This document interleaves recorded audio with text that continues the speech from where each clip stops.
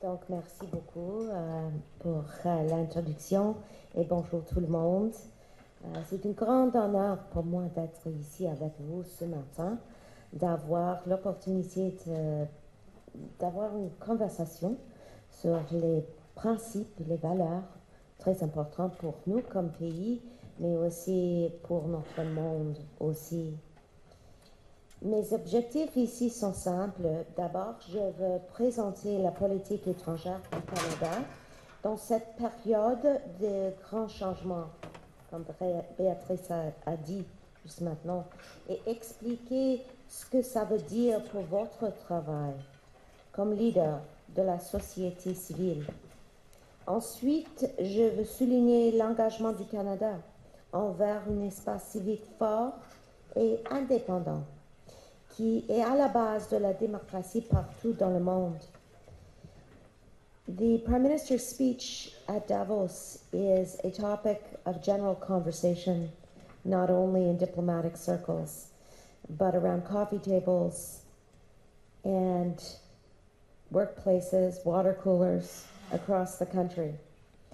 And what I'd like to take from the Davos speech in terms of our conversation today is this idea that the geopolitical environment, including the global trading order, is in a state of rupture, and it requires a new form of cooperation across several metrics. The Prime Minister used the concept of middle powers in order to speak about the need for coalescence around issues of the day. And today, we can expand that concept to think about civic space, civil society, the values that underpin our work every day, the values that we need to protect together in our own country and beyond. Now, in this volatile and unpredictable landscape, the way in which I often describe our foreign policy is to refer to it as principled pragmatism. It is not the case that our principles have fallen by the wayside. On the contrary, they motivate me and our government every day in making decisions about our foreign policy as we respond pragmatically to the fact that we need to double non-US trade over the next 10 years in order to ensure that Canada's economy continues to grow. And that's exactly what we're doing, bringing this concept of principled pragmatism to bear.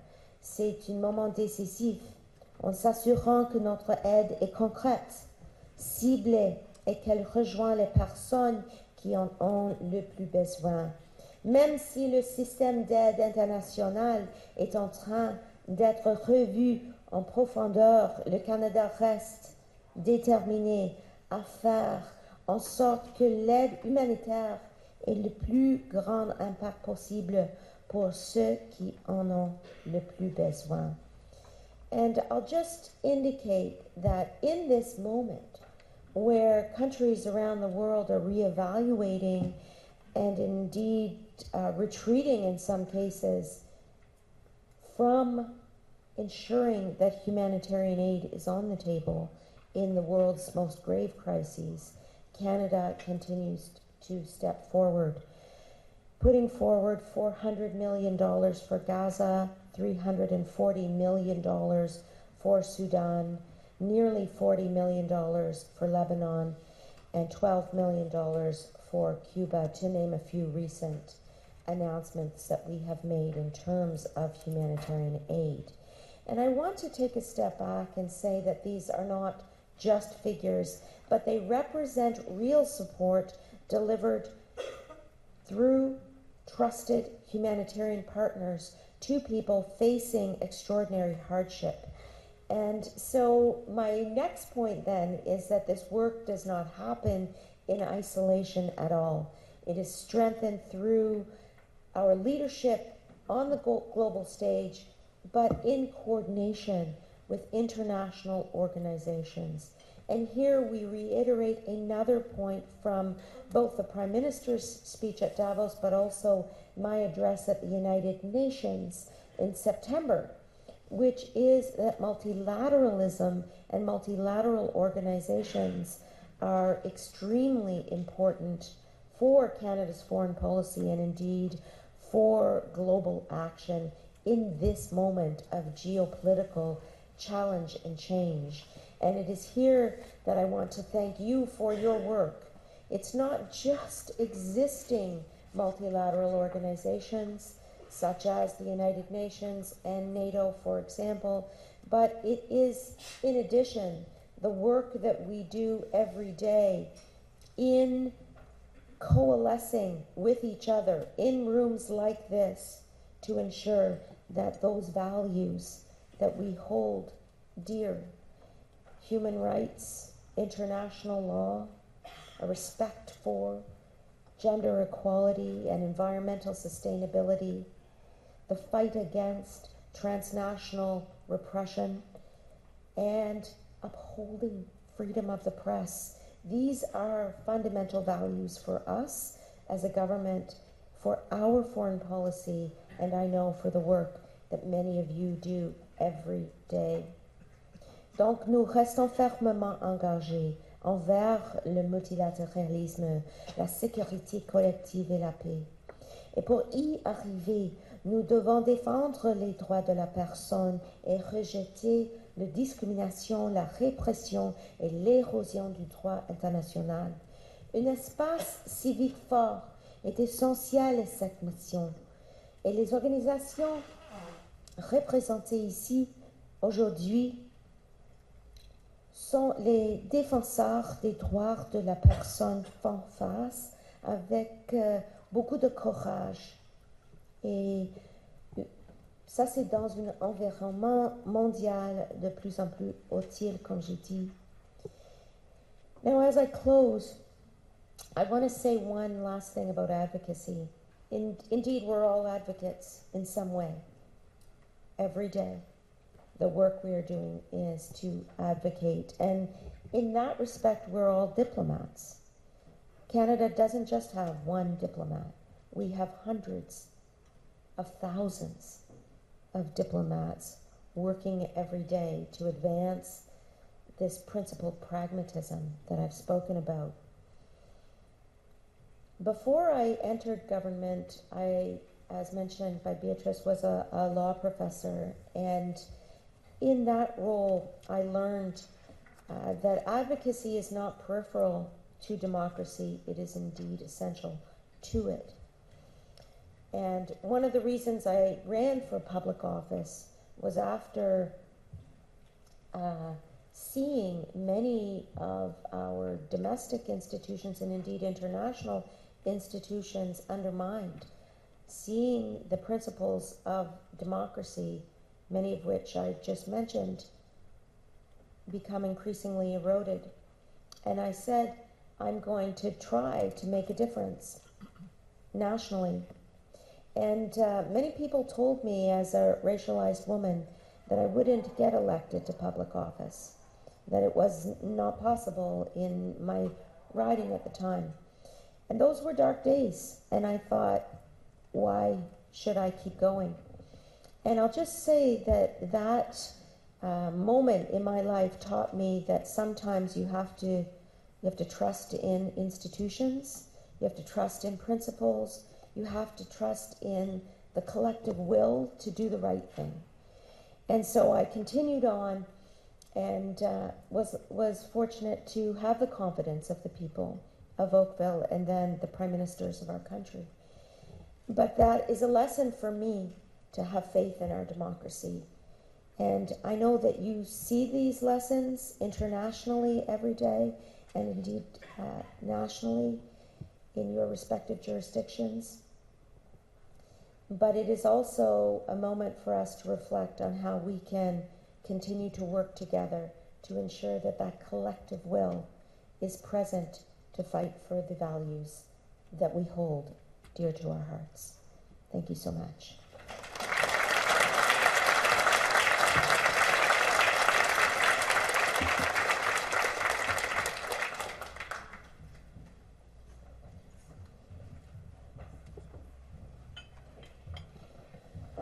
Merci infiniment, Madame la Ministre, pour ces mots importants, ces engagements importants, défendre le droit international des droits humains, défendre le droit international humanitaire. Pour nous, c'est effectivement concret et très concret, et ça demande des victoires concrètes aussi. On a besoin d'espoir, mais on a tous foi en la démocratie. Clairement ici, maintenant, c'est comment on le travaille, comment on lève nos voix et nos actions. Merci infiniment. Maintenant, on va jaser. On va jaser ensemble et échanger.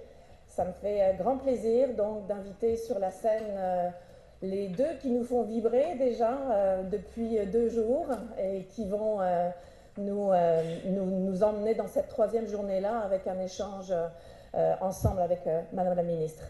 Donc j'invite sur la scène Mewan Rehab, donc fondateur et président de Resilient Societies, et Kate Higgins, président de Coopération Canada. Merci.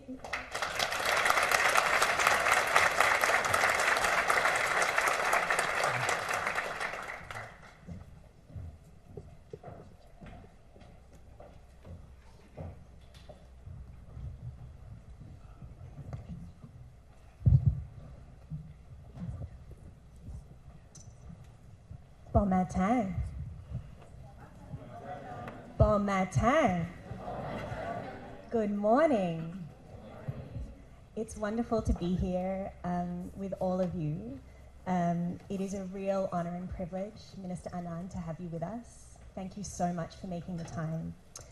And it is a very real and genuine and sincere and heartfelt honor that I have the opportunity to moderate this discussion with you and Mewan at the inaugural Ottawa Civic Space Summit.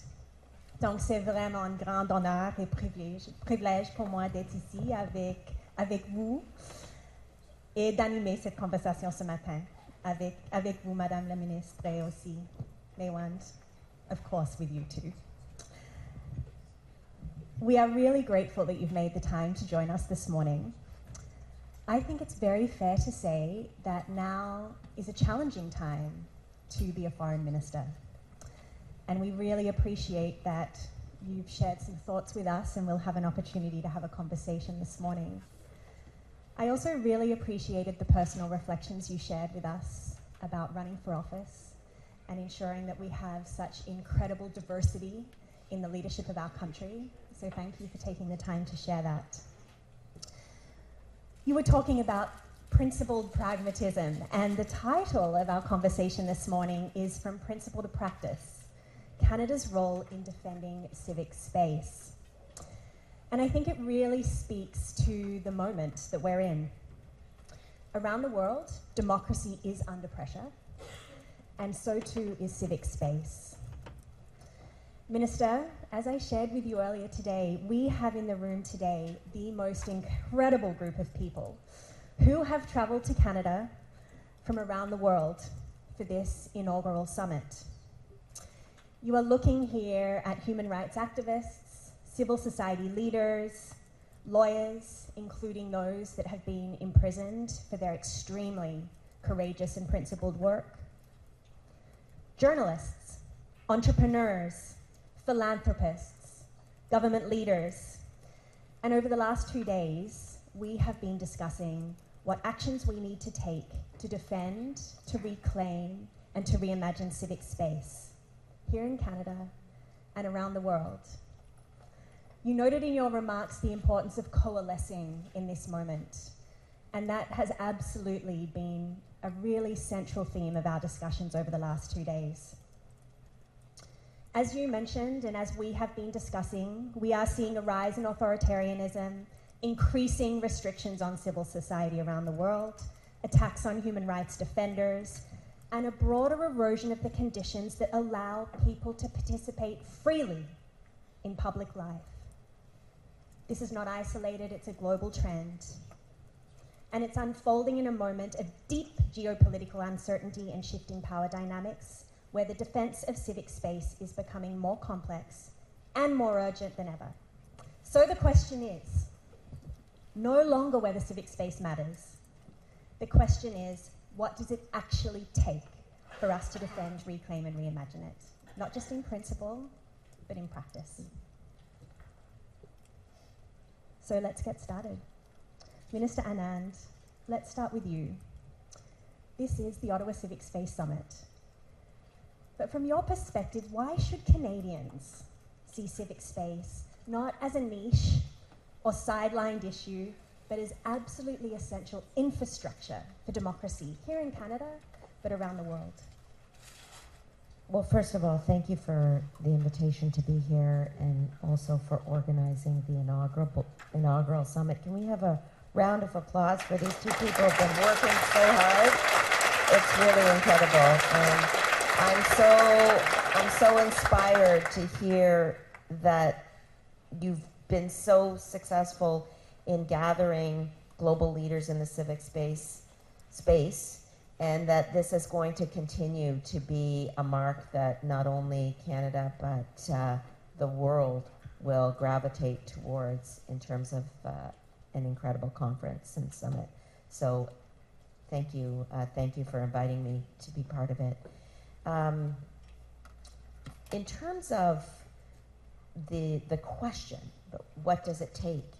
I would say that, you know, and certainly this is true in what I hear and see around the world, that countries look to Canada for our leadership in terms of defending civic space. And it's not just in the types of monetary donations that I indicated in my remarks in terms of upholding humanitarianism and working with international organizations, but it's also in a number of other policies that we put forward as a government, and then the values that our society as a whole, I believe, adheres to, at least a majority of Canadians. And so I would say, in terms of policies themselves, when we look at the absolutely horrible situation that Iranians have faced over more than a decade of repression and human rights abuses, the types of policies that we've been trying to put forward haven't been just in cutting off diplomatic ties, but also in terms of sanctioning a repressive regime, in terms of listing the IRGC as a terrorist entity, in terms of ensuring that we are doing whatever we can to give voice to the peoples whose voices have been lost. That is just one example of the type of integrated policy that you have to put forward when you want to stand for some of the key principles that you've been discussing over the past number of days. But stepping back from that and thinking about our current global environment, whether we're discussing freedom of the press, repression of human rights, the lack of access for women and girls in particular to have support, those are all areas where the Government of Canada is working hard to, I would say, give voice to and provide policy meaning to. And I have a list of policies I'd like to mention, but I don't want to take up too much of your time. But I'll just say, one of the things that we've been focusing on is transnational repression. And in 2025, we were the host of the G7, and we used that as an opportunity to raise issues of transnational repression. And in particular, the G7 leaders delivered a landmark statement on transnational repression, condemning all acts of TNR, leveraging the G7 rapid response mechanism and as a delivery mechanism. And then Canada invested half a billion dollars in terms of establishing a G7 digital transnational repression detection force. It's called an academy, but it essentially is aiming to take a leadership role in transnational repression. And so that's an area that's of concern for, I'm sure, many people in this room, but it does require leadership at several levels, and I use that as an example. And there are others that I'll mention, hopefully, as we go through the questions. Thank you. Thank you. We have all the time in the world for you, so don't you worry. Thank you very much. And the theme of transnational repression is actually something that has come up over the last 2 days. We had a fantastic session on just specifically drilling down on that. Maywand, you're a global civic space expert. You have worked on civic space globally, your whole career, and you are now doing that as an activist in exile here in Ottawa, in Canada. So please share with us your thoughts from that very diverse perspective around why we all need to see civic space as essential infrastructure for our societies and our democracies. Thank you, Kate. I think, as Ms. Anand mentioned as well, civic space is the foundation, not only for democracy, but also the foundation for everything else, for health, for better health, for security, for economy, for trade, for investment. If you don't have an active, vibrant, open civic space where people, communities, citizens engage, share opinions, provide feedback, hold power to account, organize and speak up, all those other areas can fall apart, because without citizen engagement with their views, with their engagement with them actually informing policies and programs, those programs and policies in all sectors will not be sustainable, relevant. That's one. Second, I want to borrow from something I heard yesterday from a conversation. When I say civic space as a critical infrastructure like roads, like water dams, or like other critical infrastructure that we have, is because this is the foundation, but also you have to invest on it all the time to prepare and to get better. The example that was shared yesterday was, you don't build a bridge when you need to cross a river. You have to build the bridge earlier, so when you need to cross, the bridge actually exists.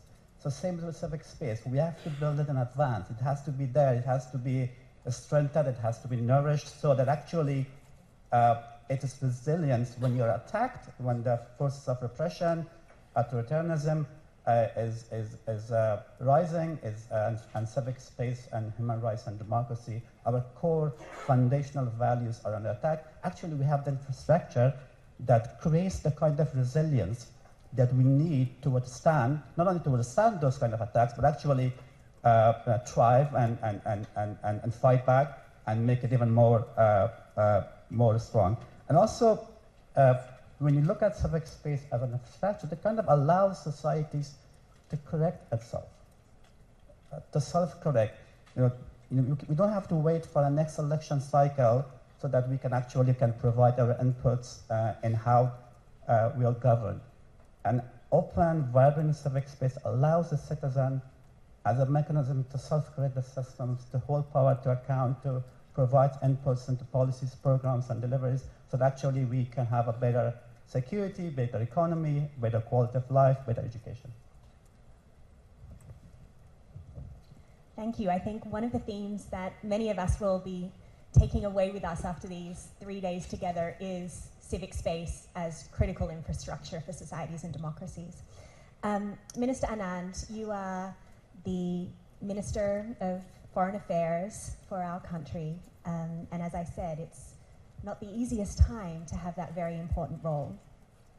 And we're all observing that Canada is reshaping its foreign policy amid these rapidly changing geopolitical dynamics and democratic backsliding that we're seeing. So in that context, where do you see civic space fitting in this new foreign policy? And how do you navigate the very, frankly, difficult tensions between defending, protecting, promoting civic space and democracy and advancing other priorities that are very important too, like security, trade, and our strategic relationships?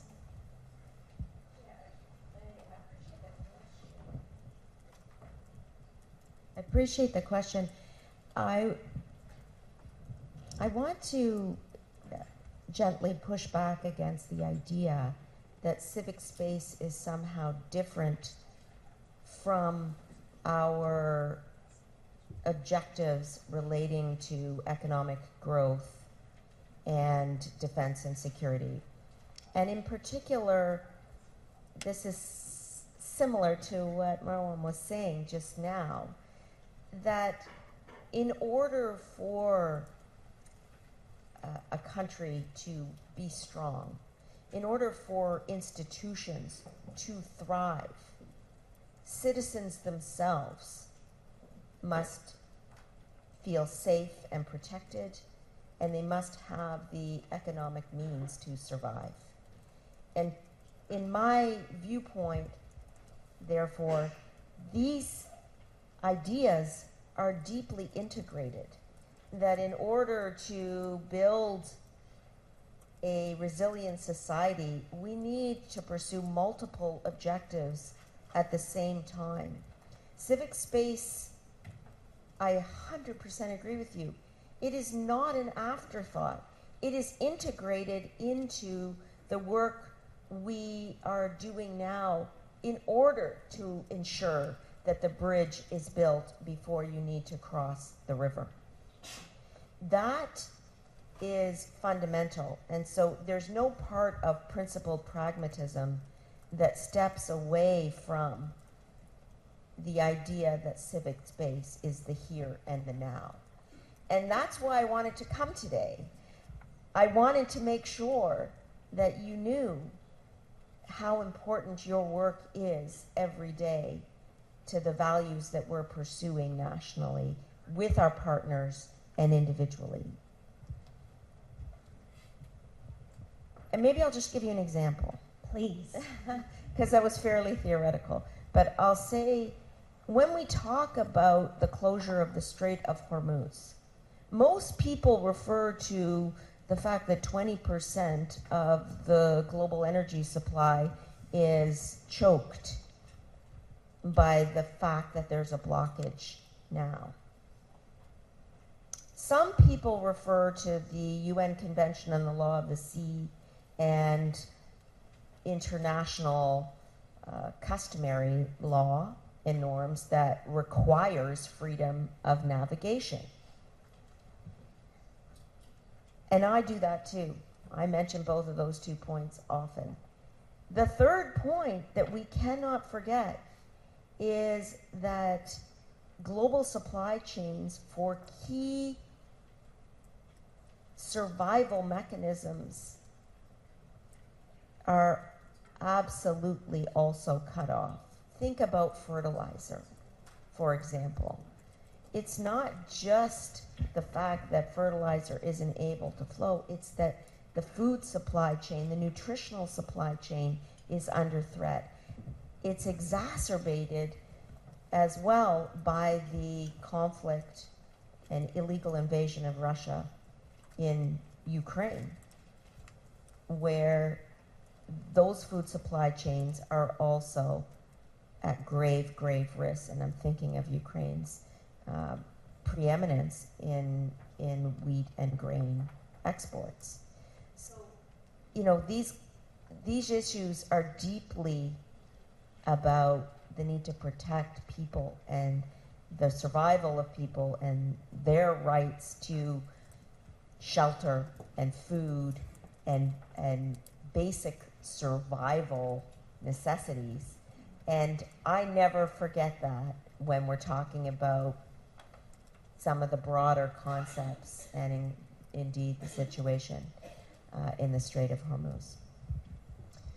I mean, thank you for I think, giving us some really kind of strategic insights, but actually anchoring it in the reality of the examples and the reality that we're facing. And I also appreciate your very polite and very gracious pushback, because we have actually really tried to foster an environment of us being able to push back with each other and disagree, and really seeing the importance and the value in a pluralistic society of us being able to have conversations and unpack really challenging contexts together, acknowledging we're not always coming from the same perspective and we may not always agree. In that context, Canada does speak out on the importance of democracy abroad, and yet governments, including ours, increasingly face pressures to stay quiet when strategic or economic interests are at stake. So how do you navigate that very challenging, complex reality? And how do you navigate when and how Canada should be speaking out against attacks on civic space around the world? Well, I'll begin by saying that I 100% agree with you as well, that around the world, these areas of civic space are democratic institutions, freedom of the press, the sanctity of life and indeed human rights are under threat, and that we have a responsibility to stand up for those values, those principles that I mentioned in my remarks. And at the same time, as we build our relationships around the world, there are the moments where you need to look across the table to the diplomat on the other side and raise the issue that is representing the values that we're discussing here today. And as I say, diplomacy is not about hiding under a rock and saying, I cannot have a conversation with this person because they have a completely different value set than I do. Diplomacy, in my opinion, is about going to the table and having the conversation and saying the hard thing sometimes, because that's what Canadians have entrusted in their political leaders.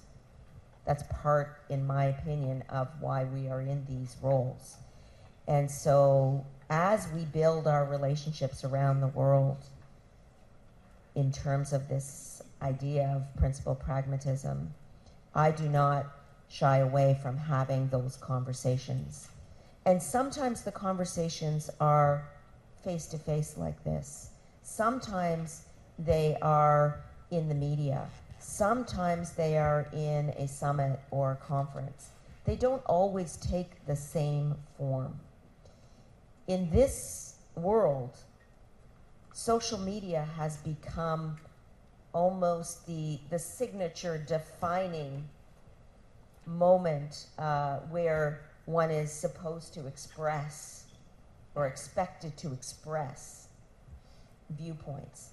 And I retreat from that idea. In order to be effective diplomats, we should not be utilizing social media as the primary tool of diplomacy. Diplomacy is nuanced. Diplomacy is complex. Diplomacy is often successful, but can take weeks, months, or years to be effective. And we have to be strategic about how we push the necessary messages. And that's exactly what I do every day. Thank you. Maywan, let's come to you. We have been discussing over the last 2 days that around the world, authoritarian governments, but also authoritarian and anti-rights movements are becoming increasingly coordinated in restricting civic space. So, from your perspective, how can democratic middle power countries like Canada become more coordinated in their response? And when I say Canada, I don't just mean the government of Canada. I mean the ecosystem that exists. How can we work with others to be more coordinated with others around the world in our response, acknowledging that those that we are really fighting against are increasingly well organized and well resourced? Thank you. That's a very important point, and I really like the idea of, when we talk about Canada or other countries, we look as the country as a whole, the government, the civil society, the private sector, the philanthropy, and particularly on the issue of protecting civic space in the current geopolitical situation.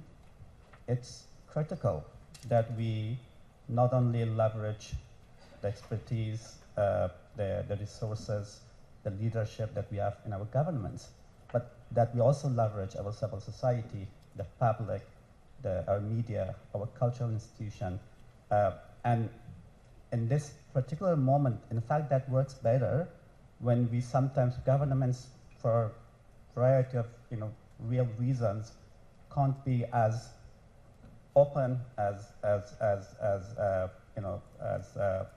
direct as they want. But that's the opportunity for civil society then to step up and have the support and the resources they need to speak up when governments may not, for a number of reasons that we all know, be in a position to directly confront global powers when they repress civil society, be it in the East or in the West.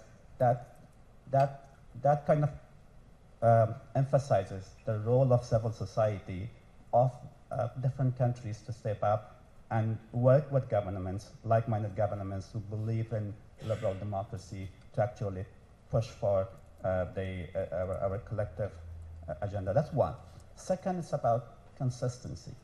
I think one issue that we have been dealing with in the past few years particularly is when you don't have consistent approach to protecting civic space, to supporting democracy, human rights, that's where you lose trust of the public, of our own country or countries that we work with. So I think middle powers like Canada and others, we need to make sure that we are consistent in our approach and we are coordinating as well, because the other sides, the forces of repression, countries that does not believe in values of civic space and democracy, they are super coordinated. They have the resources that they need and they act fast. So my third point is really about moving fast, acting with a sense of urgency that the current moment requires. Delaying democracy, delaying human rights is denying democracy and denying human rights. So we need to move at the speed of relevance. Sometimes when the support comes too late, it doesn't help at all. So that's kind of the other point I want to mention. And the last point, I was really pleased that Mr. Anand talked about how critical is countering transnational repression, and I'm really pleased that we saw Canada's leadership last year in G7 to invest on and focus on countering transnational repression. And our research in Canada, but also globally, demonstrate that this is a critical issue for civil society activists, particularly those like myself who are in exile. And what I want to add to that conversation is that in a lot of discussion around transnational repression and countering transnational repression, the voices of civil society, the voice of activists in exile themselves, who are targets of transnational repression operations by their home countries or by malign actors, they are not, their agency and their voice are not as acknowledged and recognized and involved in the process as they must be. So my request to Mr. Anand is that to ensure, as we move forward with building resilience to transnational repression in Canada and beyond among these 7 countries, that really facilitate the meaningful engagement of activists in Canada, but also other countries, so that they actually are part of shaping our collective global response to transnational repression. Thank you. Well, thank you for mentioning that, and I just remembered that I did have that list. If I could just mention a couple of other things. I think we want the list. I just want to mention a couple of other programs that have been very important in this moment where I'm trying to make the point that our principles infuse our foreign policy. It is principle pragmatism. It isn't pragmatism alone. And so I did mention transnational repression. Also, we have a rapid emergency assistance for human rights defenders facing imminent risk through initiatives such as our newly established Lighthouse Global Protection Fund, $4 million between 26 and 2028. It's Access Now's Digital Security Helpline, $1.8 million between 2025 and 2027. We have women's voice and leadership programs, as well as an equality fund, and funds $86 million to more than 1,600 women's organizations, strengthening human rights in multiple areas, including LGBTQI plus rights, sexual and reproductive health and rights, and gender-based violence. So the principles that I mentioned in my remarks are actually grounded in policies that we are rolling out or have rolled out or will continue to support. That's one point. The next point is on women, peace, and security. This is an area where we're able to combine the importance of women and girls in our foreign policy with defense and security. And in the coming weeks, I hope to announce a new Women, Peace, and Security ambassador for Canada.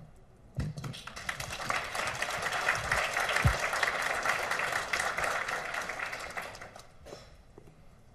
I think you have some fans around that, so that's great. There's been a lot of advocacy happening, and really fantastic, and we look forward to that announcement. We're coming to the end of our time, and I just have a final question for each of you. We've heard how Canada positions itself as a defender of democracy and human rights in a really challenging geopolitical context. We also know that we are in a context of tightening and declining international aid budgets, which is really limiting capacity to support this really, really critical work. So acknowledging that Canada is doing some really important things on the policy front, but also in terms of investment, but also being aware of this rapidly changing geopolitical context. Over the next 12 months, for example, where do you see one or two real opportunities for Canada to show leadership on the issue of civic space? I would be remiss if I chose one or two areas, because the premise of my remarks today has been that civic space, the importance of institutions like freedom of the press, like human rights, gender equality, reconciliation, and environmental sustainability, to name a few. Those principles can't be simply addressed in 1 year and left to the side in another year, or we won't actually have the bridge that we need to get to the other side when institutions are faced with threats or crumble. And so my view is that in this moment where we're building trade relationships around the world, where we are seeing more and more foreign direct investment coming into our country, we have to at the same time continue to ensure that the voices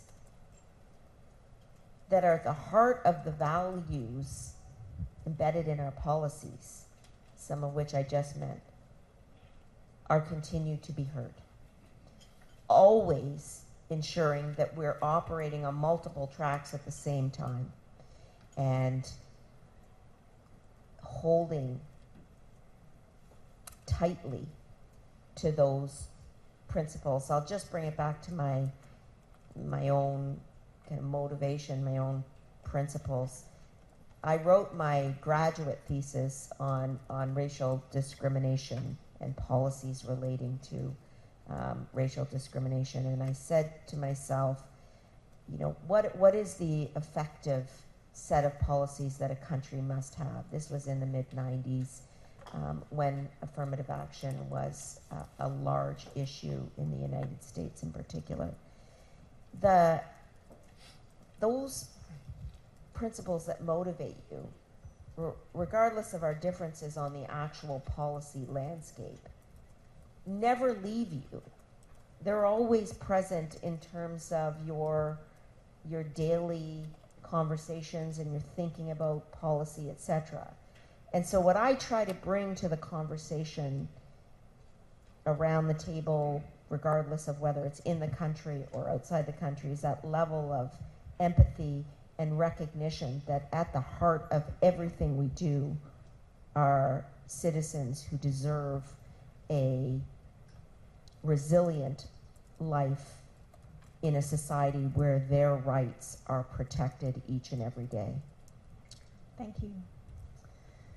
Maywand, you have the last word. When we meet in a year's time at the next Ottawa Civic Space Summit,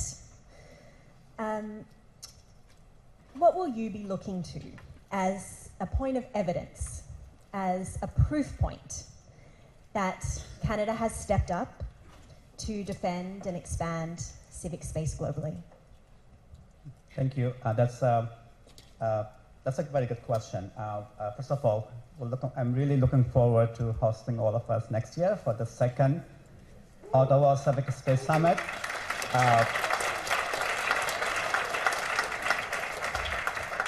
We'll no longer have inaugural in front of our name. It will be the Ottawa Civic Space Summit. That was like when I was a first cabinet minister, they kept calling me rookie. I was a rookie for so long. It won't be the inaugural next year. That's number one. Number two, we published, a few months ago, we published a policy paper called Civic Refuge, Canada's next step for protecting democracy and civic space.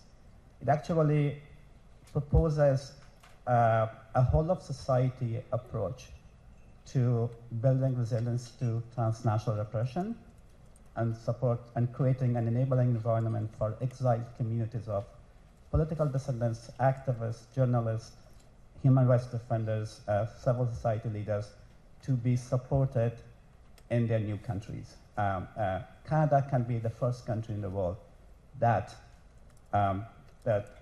applies that policy and accepts this and moves forward. And we will be happy to partner with our stakeholders in the government and civil society to move that process forward. And then my third point, I think we need to make sure that supporting civic space is not only about the global issue or the Canadian issue. It's both. Civic space, the repression of civic space is in domestic issues and inseparable from what's happening globally. So we need to make sure that there's an alignment of how we invest internally in building civic resilience in Canada and how we protect civic space globally are aligned. We learn, we are able to transfer our and share our learnings from Canadian culture and Canadian system, and also learn from what's happening around the world so that we collectively can strengthen civic space in Canada, but also globally. Well, Minister Anand, thank you so much for being with us. Maywand, thank you for sharing your amazing perspectives. Please all join me in thanking both Minister Anand and Maywand for this conversation this morning.